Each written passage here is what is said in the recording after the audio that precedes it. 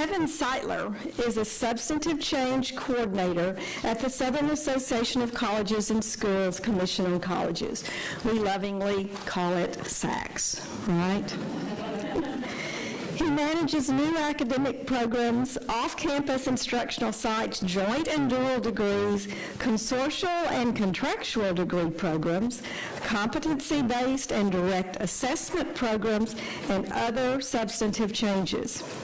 He joined SACSCOC in April of 2014 from the University of Illinois at Urbana-Champaign, let me complete that, where he was founding director of the Illinois Professional Science Masters, a group of graduate degree programs combining science and business. That sounds innovative, doesn't it?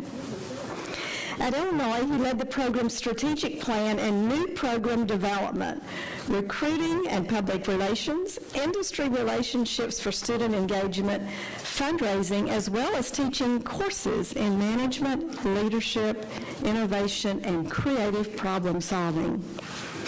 Prior to Illinois, he was a faculty member at the Coles College of Business at Kennesaw State University in suburban Atlanta. He was responsible for the 500-student MBA program and the online MBA and Master of Accounting degree programs. He managed the institution's AACSB International Business Accreditation and Reaffirmation. What a wonderful background to be able to work with SACS and our substantive change issues. As you can tell, he is truly well qualified to talk to us about prior learning assessment. I know that you will join me in welcoming Dr. Sightler to Eastfield, to the DCCCD, and to the PLA conference today. Dr. Sightler.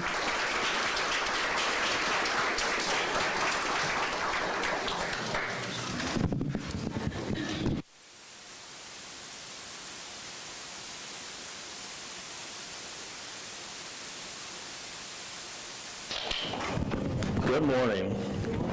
I never have to ask if everybody can hear me because I know that you can. So, first of all, I have to say thank you, President Conway, for that introduction. I'm not sure I've ever heard a president of an institution stand up and say, I can't take credit, particularly for something that happened before he or she was at the institution. So that says something about your leadership team here at your institution. Thank you for the invitation to be here. I will tell you right off the bat that I have no particular technical knowledge of prior learning assessment. I know a little bit about it. I know how to pronounce it. Sometimes I know how to spell it.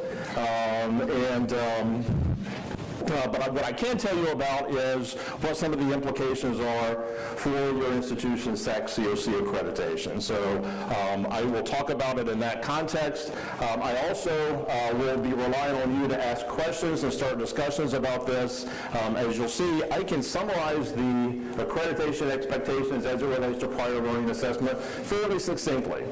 The big question is, what does that actually mean for you at your institution in terms of what is it that I have to do, what are the expectations, how do I document it, how do I address this in a systematic way, et cetera. So this, I hope, will be an interactive discussion in terms of that one particular piece of prior learning assessment, and that is the obligations for accreditation.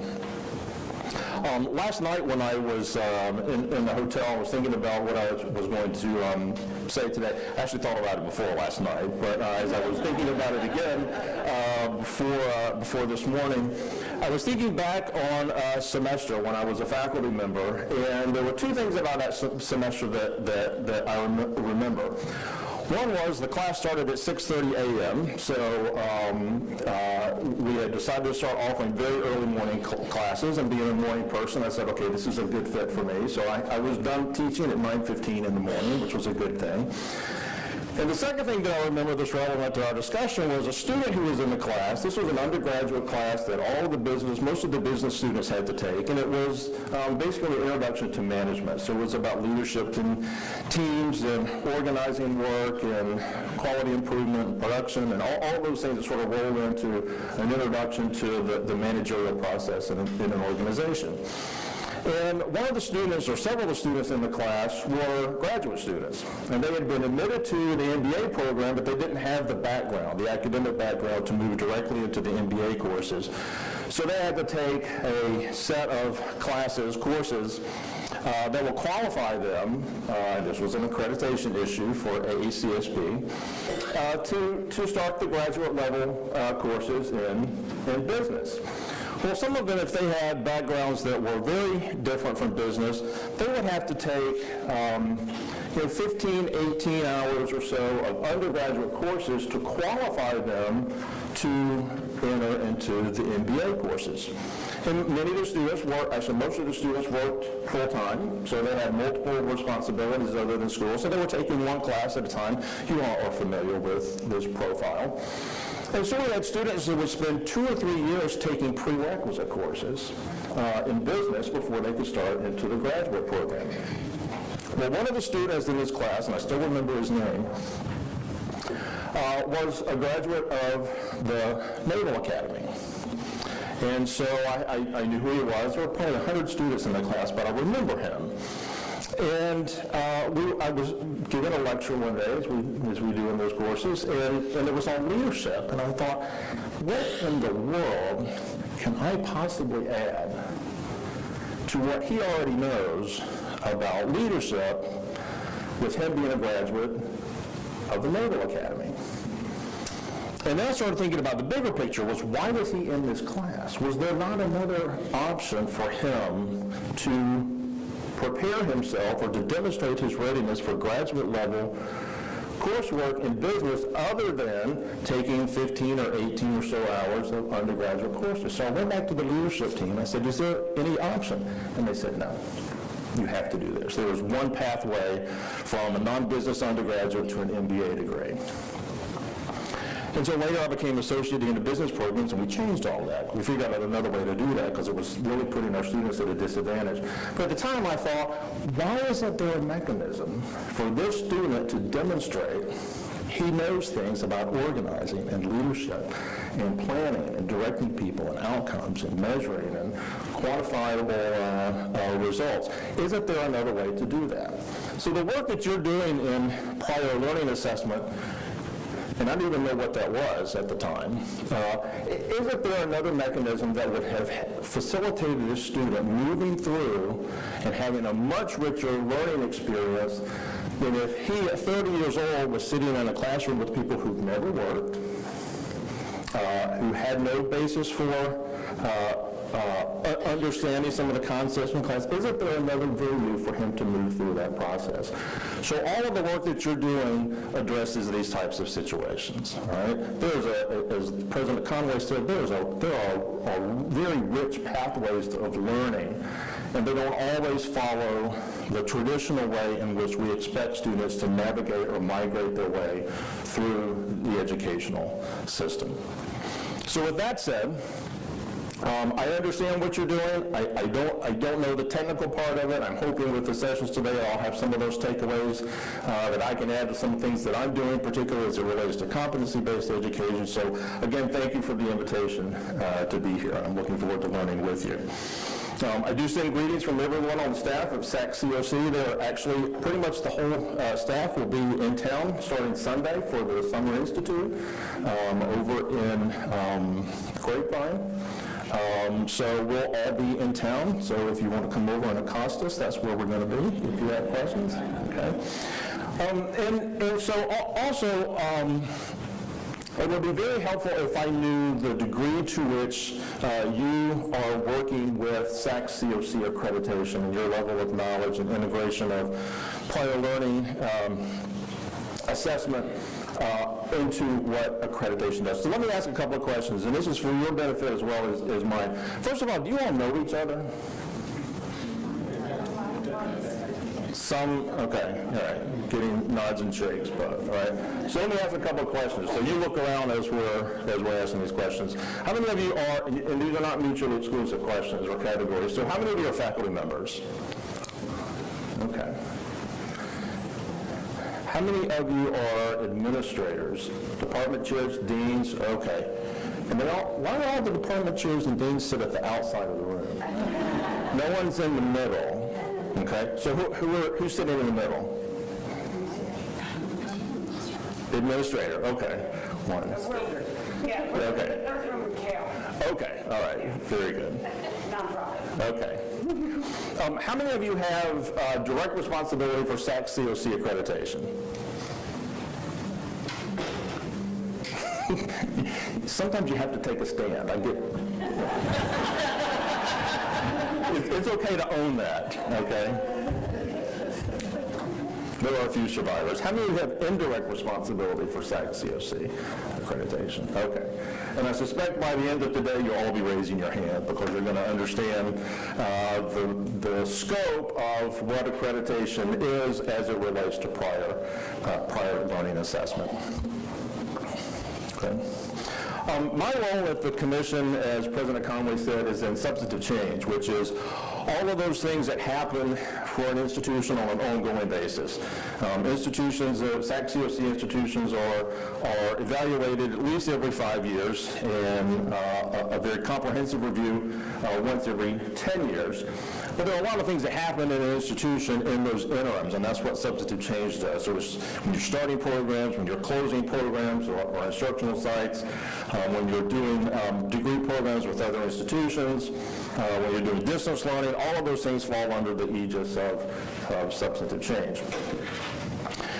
And prior learning assessment is not something that is specifically covered under substantive change. And so I was looking around to find what some of the prior learning assessment implications are for SACSCOC accreditation, and I found something very, very interesting. I'm going to share that with you in just a moment. Also last night when I was thinking about that semester a few years ago, I thought, let me start with the takeaways. So the takeaways that I think would be of value to you today are in terms of how you're managing your prior learning assessment. So we'll start with this, and we'll back our way through it, and then come back to the takeaway again at the very end.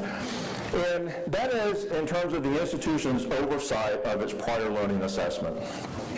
And that actually applies to the institution's responsibility for anything that it applies to the award of a credential for a student, a degree, certificate, diploma, etc. One is that the institution must have a mechanism in its policy to incorporate prior learning assessment. And I believe I've got maybe 5 slides, so there's not a lot of content here, but I do think they are going to be made available to you after today's event. Okay? But the institution's responsibility for adequately incorporating prior learning assessment into your institutional policies and being able to demonstrate that the policy has been implemented. For those of you who work directly with accreditation, you know that the statement of expectations is pretty clear. The tough part is, how do we actually demonstrate that? Okay. About a week or so ago, I passed someone in the hallway at the office, and I said, tell me what you know about prior learning assessment as it relates to SACSCOC accreditation. Do you have some time to talk about it? And she said, I can tell you in 30 seconds. And it actually took her 15 seconds. And the 2 things that she mentioned are what you see in front of you. Incorporating PLA into your institutional policies and demonstrate that the policy has been implemented. Okay. Now, let's put a little bit more information to that. Okay. First of all, any comments or questions before we move on?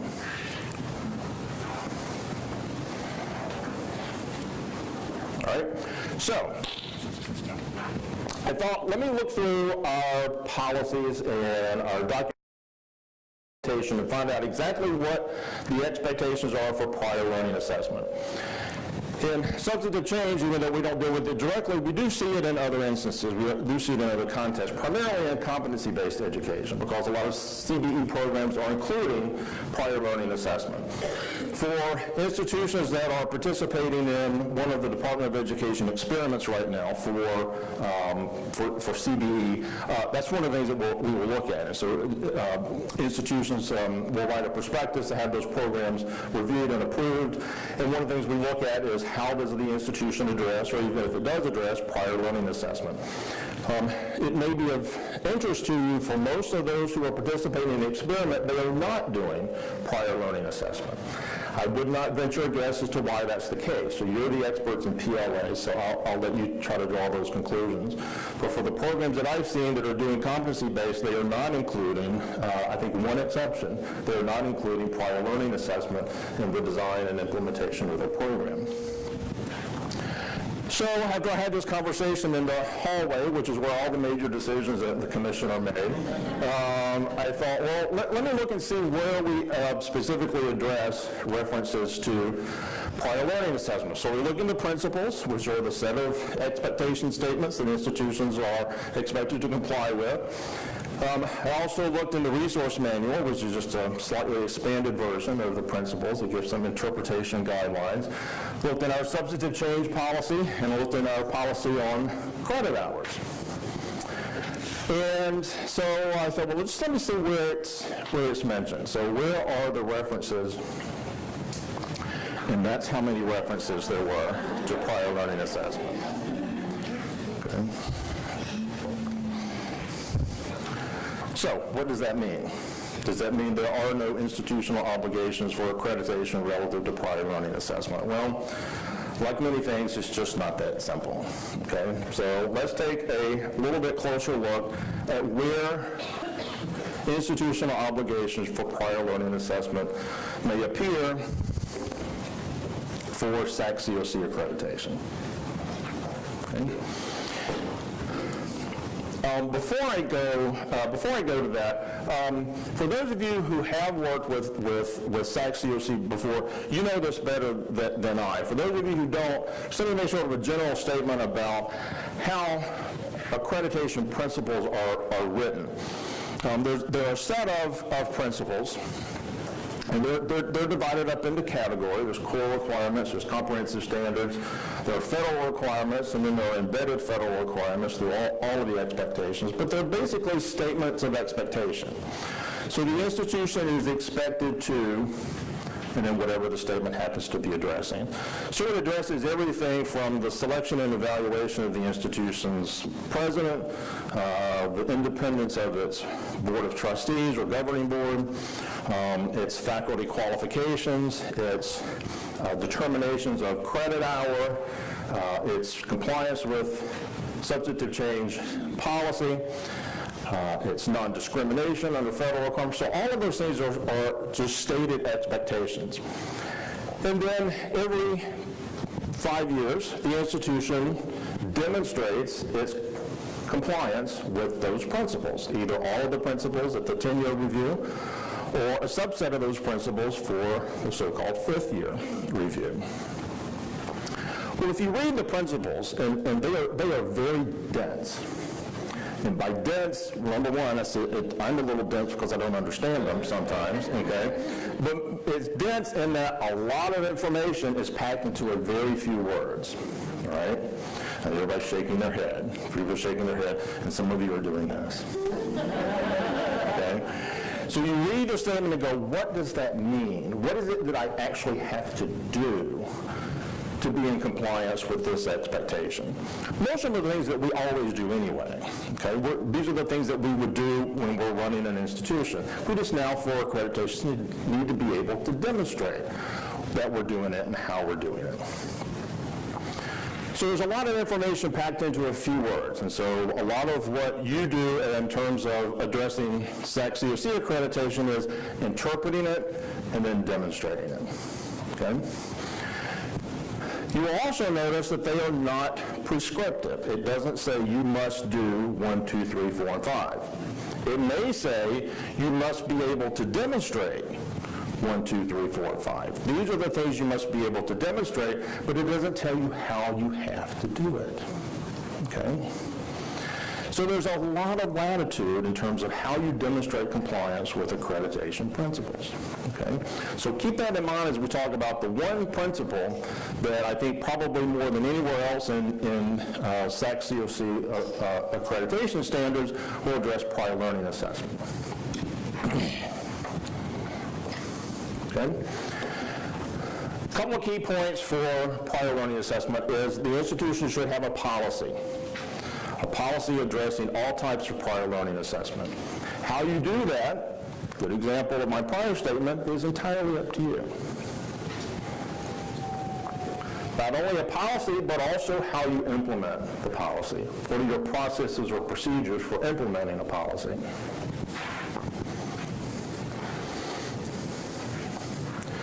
The policies and processes or procedures should result in consistent implementation of your prior learning assessment activities or strategies.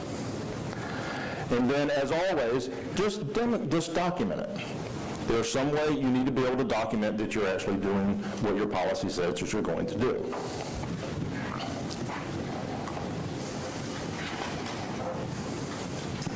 Okay? Question? Yes, ma'am. You know, I've been kind of around a little bit, and 10 years ago, when we changed the principles, or longer now, we use terms like non-traditional credit awarding. We use the military credit awarding. Yeah. We use a lot of things to award credit for another college's whatever. And students who worked, leaked credit, could demonstrate the experience through test taking. And I remember it being somewhere in SACS besides just, through the credit policy. Was that dropped in the principles? Yeah, the question is that there were maybe some more specific references to prior learning assessment or bringing in credits from other, not just prior learning, but other sources of credit where those dropped. I don't know. I don't have a history with the commission to know what that, but it would not surprise me that that was the case, because I know that over time they've moved further away from prescriptive to here's the general principle, now it's up to you to demonstrate how you're going to comply with that principle. It's for a long time. Yeah, there's nothing, in fact, one of the first actually direct assessment form of competency-based education programs that I worked with, that went to the SACSCOC Board of Trustees, and there was a committee who were discussing this. This was for a particular institution. And we were discussing, the case, what the institution was trying to do, or was planning to do, that was subject to approval by the board.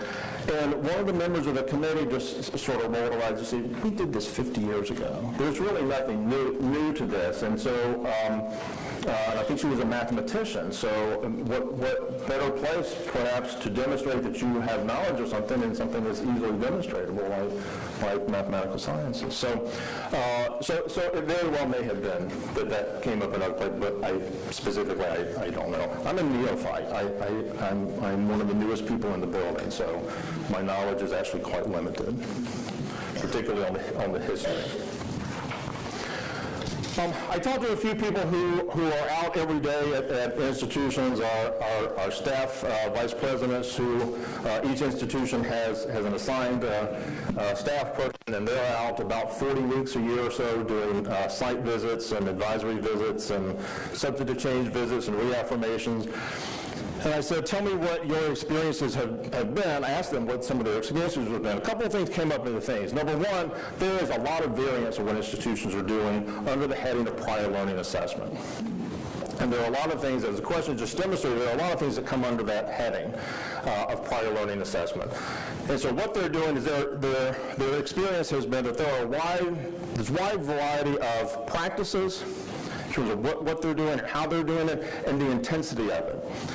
There are some institutions are doing a little bit of this, and again, this is nothing new. Institutions have been doing this through AP credit and other things for a long time. And others are much more deeply involved with it, so there's a lot of variance both inside of an institution and certainly across institutions. Okay? Many institutions are much more in tune with particularly for adult learners, in satisfying their needs and addressing their needs, and so it varies quite substantially across institutions. I will tell you that an institution where I was previously, and we started addressing things like prior learning assessment, they had absolutely no interest in doing that. That fell completely outside of their scope. They thought it was completely inappropriate to give people credit for what they had learned, not what they've done, but what they've learned in the past. I think that's very unfortunate, okay, because it really does ignore the realities of the marketplace. Okay. Another thing that I asked was, in your experience when you talk to institutions, how are they addressing, or to what degree are they addressing prior learning assessment? And the response from many institutions when they ask that question is, no, we're not. We are not doing prior learning assessment. But when you start having that discussion with them and you start peeling back the layers of how are you bringing in credits to the institution, they really are. They're not necessarily calling it prior learning assessment, though, okay? So credit by examination, demonstration of competencies that they bring in before they start the program, those all fall under the heading of prior learning assessment. So, to the core of SACSCOC obligations with respect to prior learning assessment is principally under one standard. And for those of you who've worked with SACSCOC accreditation, you know the 3.4.4 and 3.4.2 and 4.1 and 1.1. I don't know any of those, okay? It's amazing how people just recall these, and it's like speaking in code, okay? I don't speak in code, all right? So the principal standard under which PLA is addressed is a comprehensive standard 3.4.4, for those of you who do speak in code, and that is the acceptance of academic credit, okay? Now, if I could, let me just read you what 3.4.4 says. It's about maybe 3 or 4 sentences. And it's called the acceptance, the standard is called acceptance of academic credit. The institution publishes policies that include criteria for evaluating, awarding, and accepting credit for transfer, experiential learning, credit by examination, advanced placement, and professional certificates that are consistent with the mission of the institution and ensure the coursework and learning outcomes are at the collegiate level and comparable to the institution's own degree programs. That's a lot of words in one sentence, okay? We can unpack those and parse them and figure out what they mean. I'm going to leave that up to you, and we can discuss that. That's sentence number one. The second is the institution assumes responsibility for the academic quality of any coursework or credit recorded on the institution's transcript. Okay? So the bottom line is, when you are awarding credit for prior learning assessment, it is the institution's responsibility to assure and demonstrate the quality of those credits. When those credits are recorded on the transcript and presumably are used to award a student a credential. Okay? Now, how do you do that? Okay. My guess is most of you are working with some third, I don't know, maybe I'm assuming something. For most of your PLA, are you working with a third party, or is it something that you're doing entirely internal to your institution? Both, okay. Is that the norm? How many are doing it pretty much on your own? Okay, a few, right?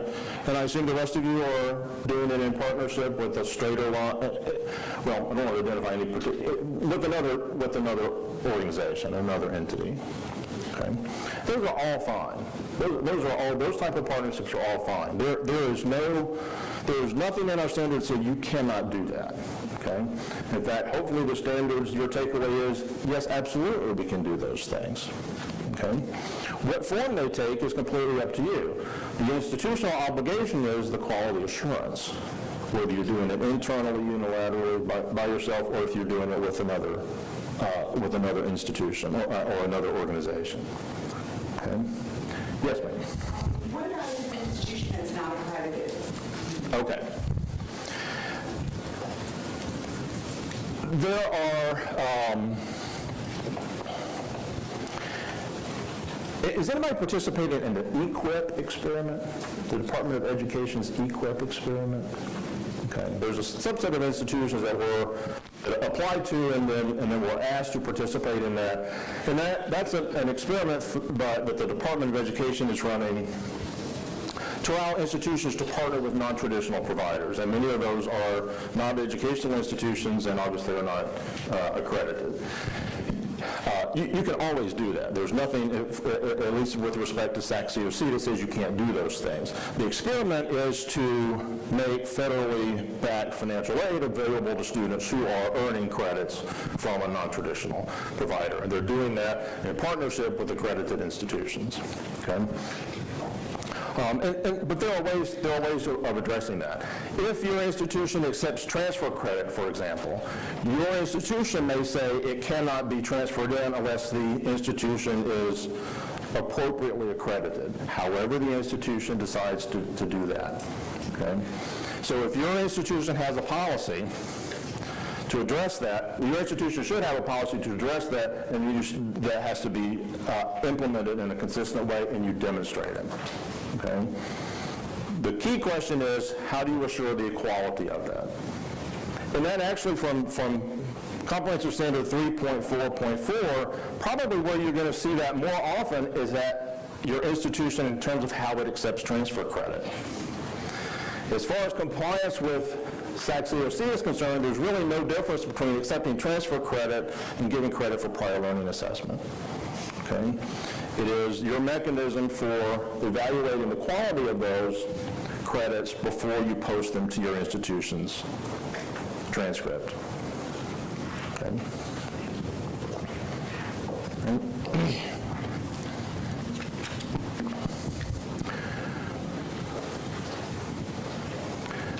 The institutional policies we already identified in reading off Standard 3.4, what the criteria are for accepting credit for prior learning or from anywhere outside of the institution, what the institution's responsibility is for accepting that credit, and then assurance of the academic quality and integrity and the appropriateness for higher education of those credits.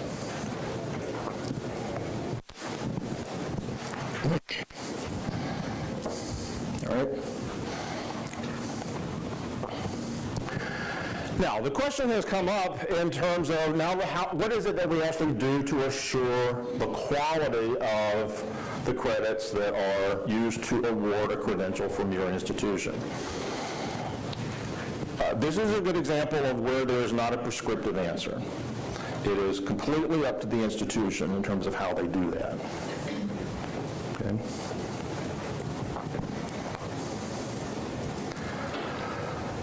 Let me share with you the guidance I got from one person on the commission staff in terms of how you do that. And that is the reliance on a third party or an external party to validate. As I mentioned earlier, that's completely acceptable. Okay, it's encouraged, it's fine. Hundreds of institutions are doing that. It works. Whether it's I will use a couple of names here, whether it's CALE or whether it's ACE or some other organization that says, here's the rubric that we use to assess a student's prior learning. This is, we have vetted this is fine, it works for us. That's fine. But it's also, for SACSCOC purposes, it's also insufficient. Okay? There is an additional step that the institution must be able to take.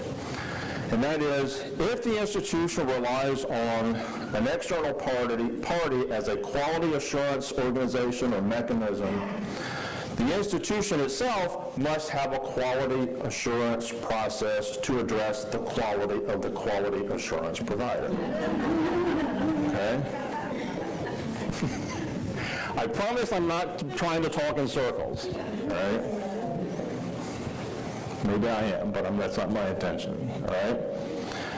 Let's just think about that for a minute. If you're accepting some type of credit that you're applying to your institution, and let's say ACE has said, yes, absolutely, we have vetted this. People who are experts in the discipline, they're content experts, they're educational testing and measurement experts, everything's been validated, it's reliable, everything looks fine, it is okay.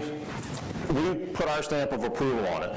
The institution says it's good enough for ACE, and we will take that as a seal of approval, and we, by virtue of that quality assurance organization, will post these to our institution's students' transcripts. Okay?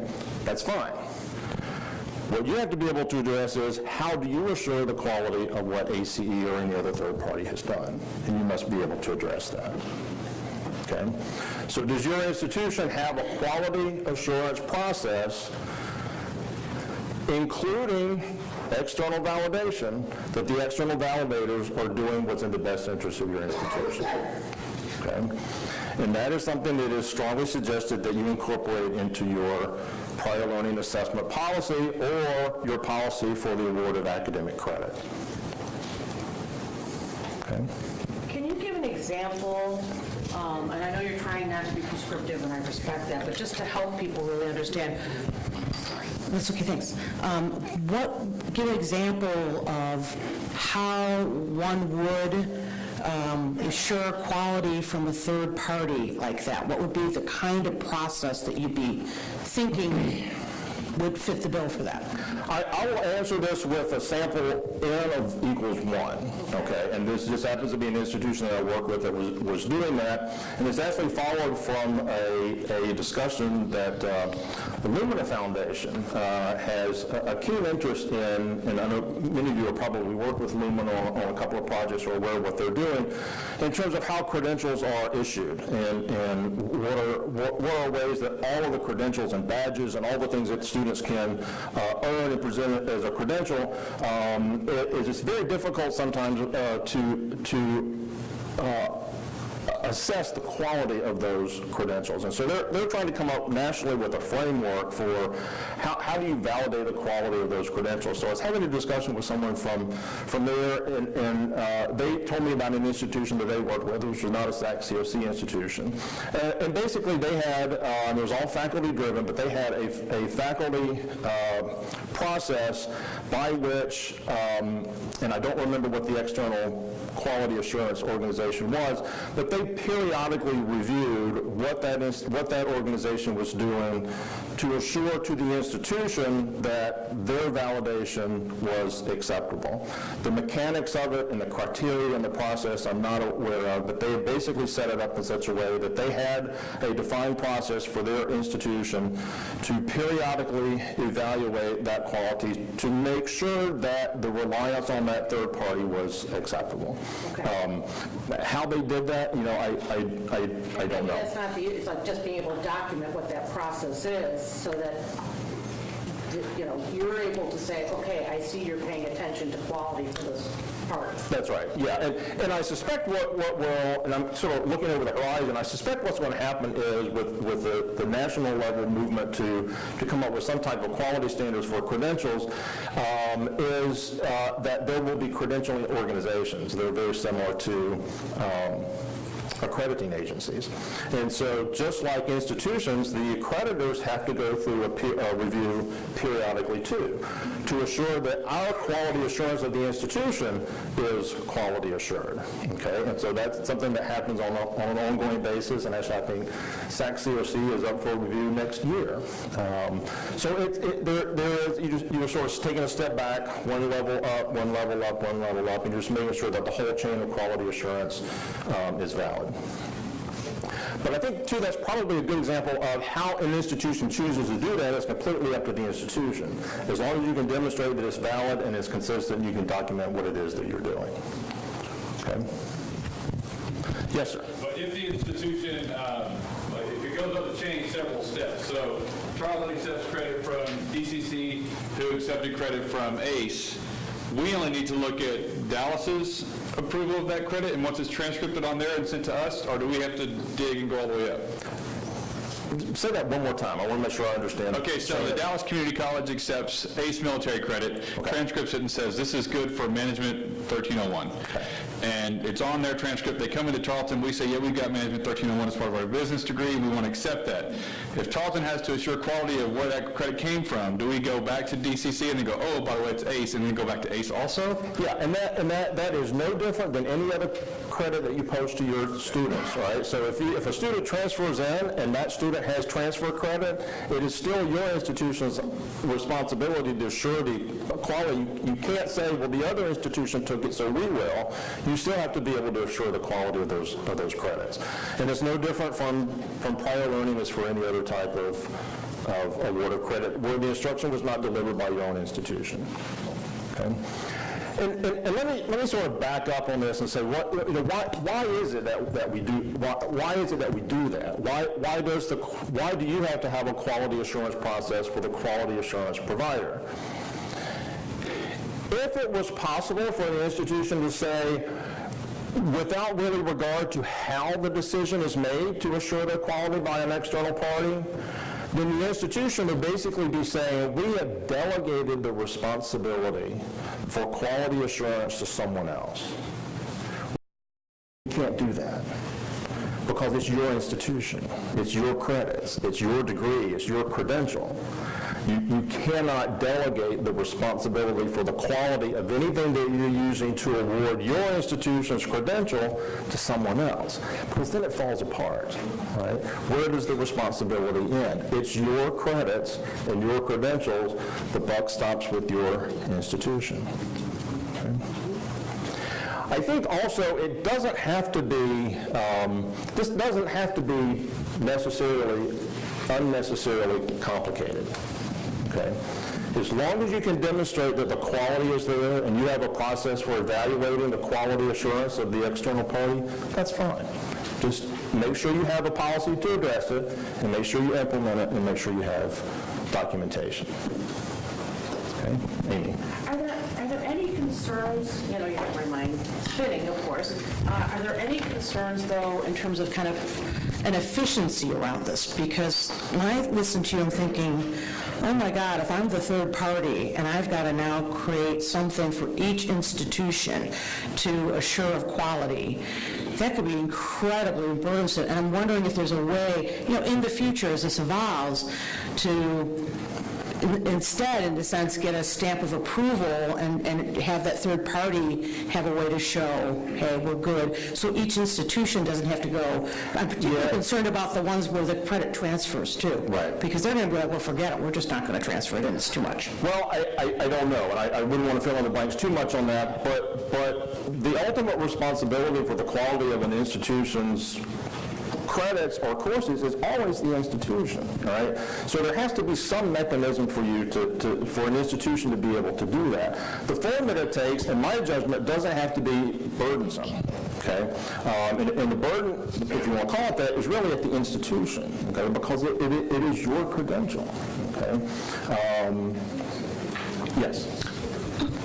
I'm just wondering how much more emphasis you might place on a process for validating the prior learning experience versus a more traditional process. Let's say if a college customarily intakes credit from another institution, and on good faith, we send it to faculty look, we make some assumptions about that institution. They're an accredited college or university. Their chem class is very close substitute for our chem class. We're good with that. Faculty member may look at the catalog description. They have a variety of methods. Right. They sign off on it and say, yep, this is acceptable. Right. So there are some standards there that we're making some good faith assumptions on. Are you going to, does SACS take a much closer look, though, because this is new territory? Some of those assumptions go away. They may have recognition, such as CAEL, but is our documentation probably going to need to be more extensive than just faculty members going in and saying, we know the methods used by CAEL, we're good with this, or the ACE military guide? sign off on it, same way we would with grant transfer from another well-known institution? Yeah, that's a good question and some good, and good comments. I think that can certainly work, as long as the faculty who are signing off on it are aware of what the process and criteria are for that third party. And that's something you can incorporate into your policies and practices. In fact, that was one of the things when I had this discussion was that some of the problems at institutions that do award these credits is sometimes that is given to faculty to do, and the faculty, it's not demonstrated that the faculty, even though they're subject matter experts, are as well informed as possibly they should be when they're making determinations about accepting something for credit. So I think if the institution has a process in place and they can demonstrate that the people who are making those decisions, and the example you gave was the faculty were doing that the faculty are informed as to what constitutes what's acceptable for credit, then I think that would be fine. But if you incorporate that into your policy and then demonstrate that you're actually doing that, I think that's probably going to be sufficient. I never would presume to tell you what a SACS peer review team would decide, though. Okay, but it's good to have those things available and documented should they be asked. Okay. Yes, sir.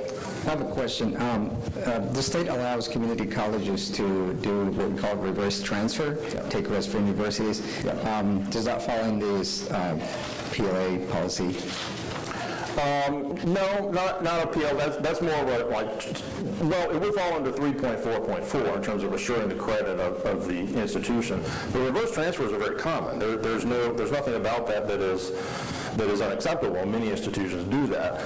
In my experience, the problem has been when an institution reverse transfers and awards a degree for which it has no faculty expertise, offers no courses in the discipline. That's a problem, because the institution is saying, we're awarding a credential in this discipline, but by the way, we don't have we have no control over the discipline itself. Okay, so you can't award degrees in a discipline for which you have no faculty.